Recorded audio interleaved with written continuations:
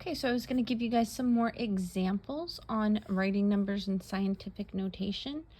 We're going to do big numbers and small numbers, and then we'll go from scientific notation back to standard form with big numbers and small numbers.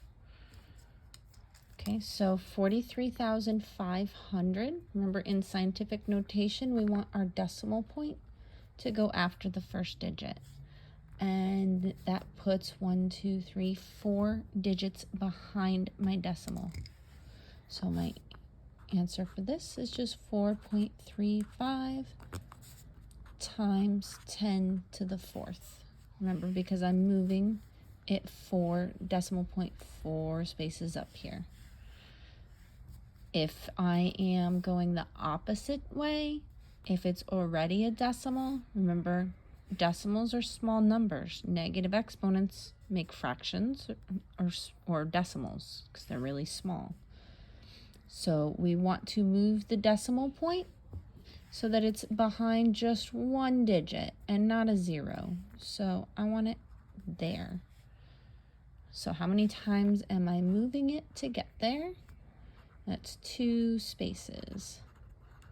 So this is 3.4 times 10 to the negative 2. That's like saying if I take 3.4 and divide it by 10 twice, I get 0.034.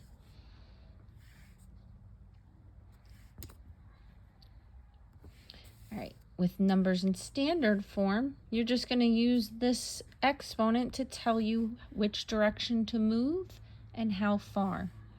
The positive exponents makes this a very big number. Negative exponent makes this a very small number. So 3.86 times 10 to the 6, that means I'm going to move my decimal 6 times.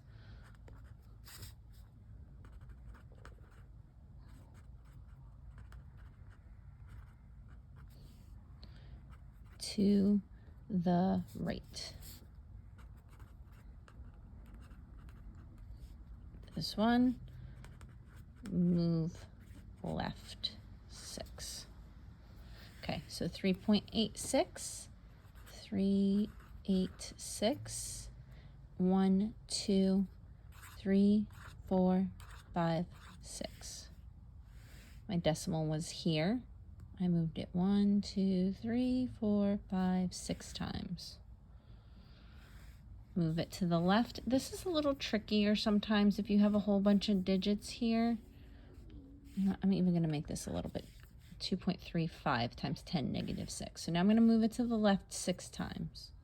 So I'm going to put 2, 3, 5. And my decimal is here. 1, 2, 3, 4, 5, 6. And then just double check. 1, 2, 3, 4, 5, 6. So it goes here. And remember, if you put, let's see, this is 1, 2, 3, 4, 5. If you add that 0 in front of the decimal, then you get the 6 zeros. Sorry, that's kind of all smushed in there, but it's a little difficult to do those when you're writing decimals. Okay, so you can count the spaces, and that should match your exponent. You're counting how much this decimal moves, and that matches your exponent. And this, if it's positive or negative, just tells you which direction to move your decimal. All right, you guys, if you have any questions, if you get stuck on the worksheet or on the practice problems today, make sure you circle any problems you want to go over.